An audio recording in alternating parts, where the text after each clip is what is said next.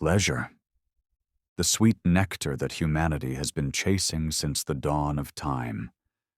We seek it in love, in wealth, in food, in fleeting moments of euphoria.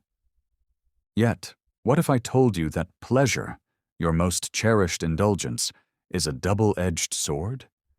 That what brings you joy today may silently erode your soul tomorrow? They never told you this. Society glorifies pleasure, but few speak of its hidden cost, the unseen chains that bind you, the whispers of addiction, the hollow feeling that lingers when the high fades. Comment below. Pleasure is a trap. Let's see how many of us have started to awaken. And if you feel that something is missing in your pursuit of happiness, that no matter how much you indulge, satisfaction is always one step out of reach, then like this video right now, because what you're about to hear may change the way you see the world forever. This is not a sermon against joy. It is a revelation of a truth long buried beneath the distractions of modern life, a truth known to ancient mystics, lost civilizations, and hidden initiates of esoteric wisdom. They understood that pleasure has a secret cost, a price unseen by those caught in its web. In this video, we will uncover what they knew, the forbidden knowledge of why pleasure can become a silent poison, how it enslaves the mind, and what it truly means to break free. But be warned, this knowledge is not comfortable. It will challenge everything you believe about happiness, desire, and fulfillment. Are you ready to see beyond the illusion? Let's begin. Since the dawn of civilization, humanity has been captivated by pleasure. Ancient kings drowned themselves in luxury, seeking satisfaction in golden palaces. Philosophers meditated on its nature, warning of its dangers. And mystics, they saw what others could not. That pleasure, when left unchecked, does not free the soul. It enslaves it. In ancient Greece, the philosopher Epicurus taught that not all pleasures are created equal. He distinguished between fleeting, superficial pleasures, like indulgence in food, drink, or lust, and deeper, more lasting joys that come from wisdom and self-control. Yet, even his name has been twisted over time. Today, Epicurean is associated with indulgence, but Epicurus himself lived modestly, warning that excess always leads to suffering. Meanwhile, in India, the yogic tradition spoke of Maya, the great illusion. Pleasure, they taught, is part of this illusion. It seduces the senses, keeps the mind trapped in an endless cycle of craving and satisfaction, never realizing that true bliss lies beyond the material world. The Bhagavad Gita states, "That which seems at first like nectar, but in the end is like poison, this is the pleasure born of passion." But perhaps the most chilling warning comes from ancient Rome. The Stoics, led by Seneca and Marcus Aurelius, observed that civilizations crumble not through war, but through indulgence. Rome, once a powerhouse of discipline and honor, fell into decadence. Gladiator games, endless feasts, and mindless entertainment softened the people, turning them into spectators rather than warriors. The moment pleasure became the highest pursuit, the empire was doomed. And yet, history repeats itself. Today, we live in an era of endless pleasure, a world where anything we desire is just a click away. But has it made us happier? Or have we become prisoners of our own cravings? The mystics, the sages, the forgotten masters, they all understood one thing. Pleasure, when uncontrolled, is the root of suffering. But why? What is it about pleasure that makes it so dangerous? What hidden forces turn joy into a silent poison? That is what we will now uncover. Pleasure is a masterful illusionist. It lures you in with promises of joy, whispering that fulfillment lies just beyond the next indulgence. But what if I told you that pleasure is not designed to satisfy you? Think about it. The more you chase it, the less it lasts. The first bite of your favorite food is divine, but by the 10th, the magic is gone. The first thrill of a new relationship is intoxicating, but over time the passion fades. The more wealth, fame, or entertainment you consume, the more you need just to feel the same level of satisfaction. This is not a coincidence, it is by design. The ancient sages knew this. In Buddhist teachings, this cycle is called tanha, the endless craving that binds the soul to suffering. The moment pleasure fades, desire awakens again, pushing you to seek more, to chase endlessly, never realizing that the pursuit itself is the trap. But science, too, has confirmed what mystics have long understood. Dopamine, the brain's pleasure chemical, does not actually reward you for pleasure itself. It rewards you for seeking it. It fuels the chase, but never allows you to be fully content. The modern world exploits this flaw. Social media gives you a brief rush of validation, only to leave you empty, craving the next like, the next comment. Fast food and sugar give you momentary bliss, but pull you into addiction, always wanting more. Entertainment floods the senses, keeping the mind distracted, pacified, never allowing it to seek deeper meaning.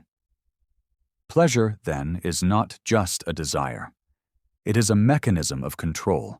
The more you chase it, the weaker you become, and the weaker you become, the easier you are to manipulate. Ancient rulers understood this well. The Roman emperors used bread and circuses, feeding the masses free food and endless entertainment, to keep them complacent. A people drowning in pleasure do not seek wisdom. They do not rebel. They do not wake up. And here lies the hidden cost of pleasure. It trades your strength for comfort, your willpower for indulgence, your potential for momentary highs. But there is something even deeper, an invisible consequence that most never realize, because pleasure, in its most deceptive form, does not just weaken the body, it weakens the soul, and in the next section we will unveil the final hidden danger, the cost that no one dares to speak of. Pleasure does not just bind the body, it imprisons the soul. What happens when a person is constantly fed pleasure? They lose something sacred. Their fire, their hunger for meaning, their will to grow, their ability to endure hardship, all eroded piece by piece until nothing remains but a hollow shell, endlessly seeking the next high. This is the silent poison, the slow decay that no one notices until it's too late. Have you ever felt it? That creeping emptiness after indulging in something you thought would bring happiness? That strange dissatisfaction, as if you were meant for more. But you don't know what? That is your soul calling to you. Ancient traditions warned of this. The Sufi mystics spoke of nafs, the lower self, the part of us that craves constant pleasure and comfort. They taught that if the nafs is not mastered, it will consume you, turning you into a prisoner of your own desires. In Hinduism, there is rajas, the energy of passion and desire. When uncontrolled, it leads to restlessness, an insatiable hunger for more, more, more. Never realizing that true peace lies beyond craving, and in Christianity there is the concept of sloth, not laziness in the physical sense, but a spiritual decay. A soul that has become numb, detached from its divine purpose, drowning in shallow pleasures. But here is the most terrifying truth.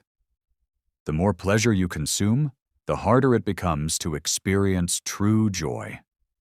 Studies show that overstimulation desensitizes the brain. A child can find bliss in the simplest things, a walk in nature, a moment of stillness. But an adult who has spent years numbing themselves with endless distractions, they struggle to feel anything real. This is why depression and anxiety are rising, even in a world of abundance. People are drowning in pleasure, yet starving for meaning. Because true fulfillment does not come from indulging the senses. It comes from something deeper. But what is that deeper source? How can one break free from the pleasure trap and reclaim their power? The answer is hidden in plain sight. And in the next section, we will uncover the path to Liebe-Joyon. If pleasure is a trap, then the way out is not to reject joy, but to master it, to shift from mindless indulgence to conscious fulfillment. The ancient masters did not live joyless lives. They experienced bliss, but not through excess. They understood a secret that modern society has forgotten. The highest pleasure comes not from consumption, but from creation. Step 1. Rewire your relationship with pleasure. Every time you indulge in a pleasure, pause, ask yourself, is this strengthening me or weakening me? Not all pleasures are equal. There is a difference between the fleeting pleasure of junk food versus the lasting vitality of nourishing meals.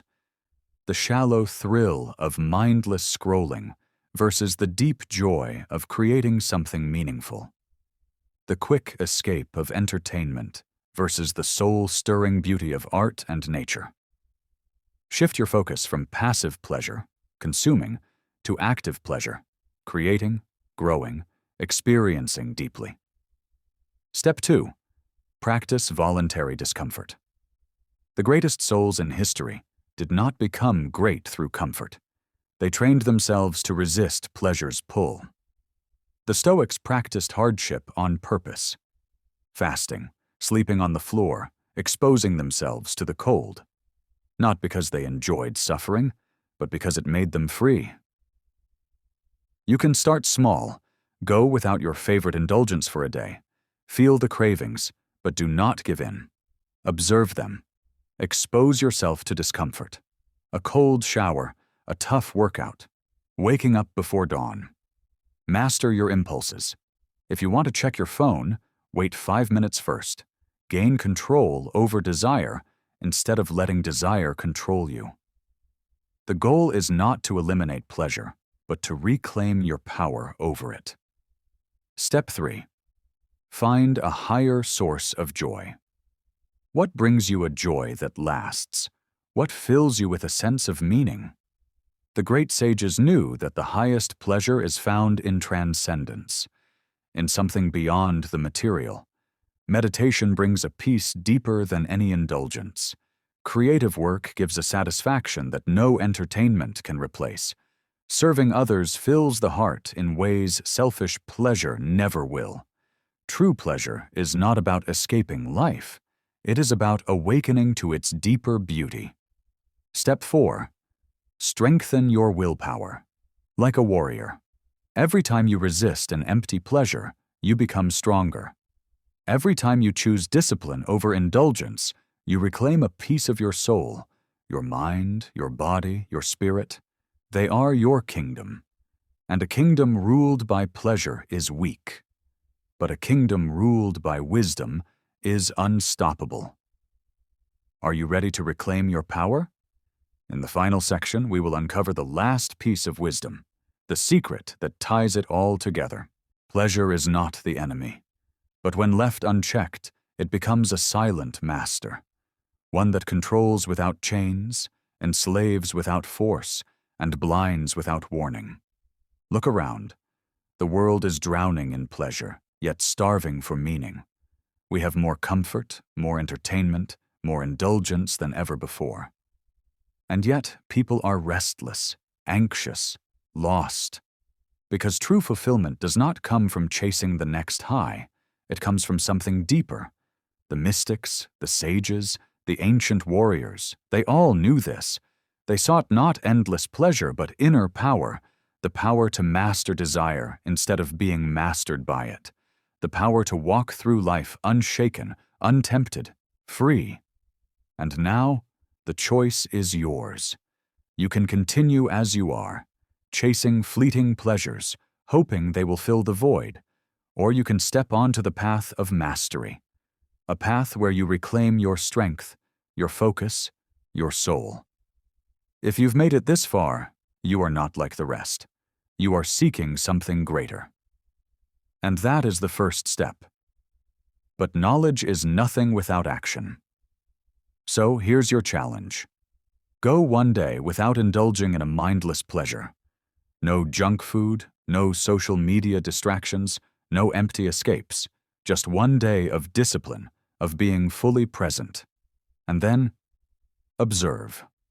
Observe how your mind reacts. Observe how your cravings try to control you.